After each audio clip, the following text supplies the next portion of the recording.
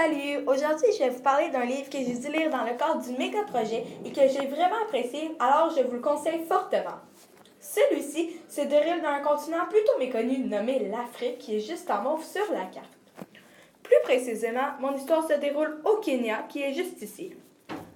Sans plus tarder, je vous laisse découvrir le livre Détective Inc., volume 3, écrit par Véronique Dubois. Mais avant tout, je vais vous résumer l'histoire dans mes mots. Alors, en fait, c'est Raphaël, ses frères et son rat, Rastin, qui s'en vont au Kenya pour aller rejoindre leur cher père Bertrand, qui lui avait un orphelinat là-bas. Dans l'avion, dans le banc vis-à-vis eux, deux hommes y étaient assis. Ceux-ci parlaient d'aller voler les animaux de l'orphelinat pour par la suite faire du braconnage. Après une longue route d'avion, rendue au Kenya, la famille se rendit au restaurant, où il rejoigna Bertrand. Et tout à coup, Bertrand avait disparu. Tout le monde le cherchait et ils l'ont retrouvé assommé dans la salle de bain. Bien sûr, Raphaël le savait, c'était les deux braconniers qui devaient l'avoir assommé. Alors, c'est ainsi que 2 minutes plus tard, le braconnier arriva, prit les clés de Bertrand et partit avec sa camionnette. Par chance, Rastin réussit à s'accrocher à l'arrière. Pour savoir la suite de l'histoire, je vous invite à la lire. Alors, pour commencer, je vais vous parler des principaux lieux de mon histoire.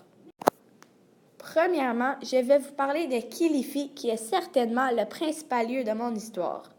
Cette ville se situe sur la côte du Kenya et est reconnue grâce à ses belles plages. Le lien avec le texte est que Pete et son compagnon vont porter les guépards à Bob dans cette ville. Le deuxième lieu dont je vais vous parler est le poste de police du Kenya.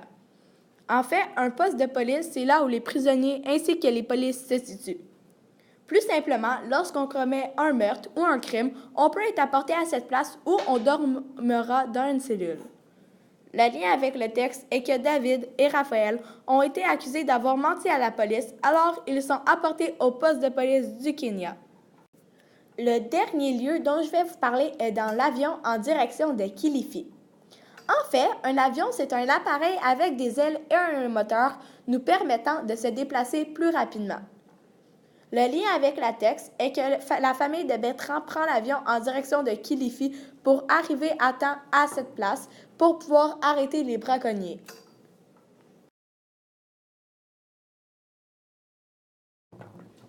Durant ma lecture, j'ai découvert plusieurs éléments culturels présents au Kenya. Je vais alors vous présenter mon journal culturel.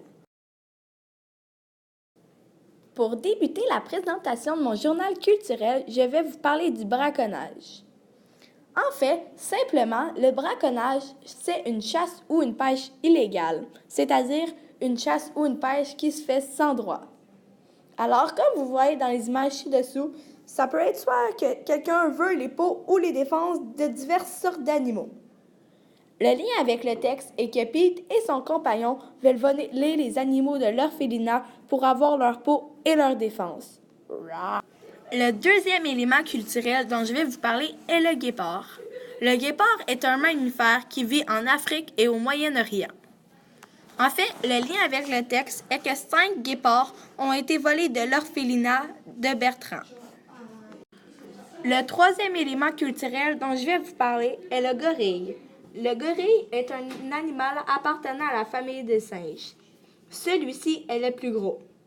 On le retrouve surtout dans l'Afrique de l'Ouest. Le lien avec le texte est que le gorille aide Bertrand et sa famille à se battre contre les braconniers.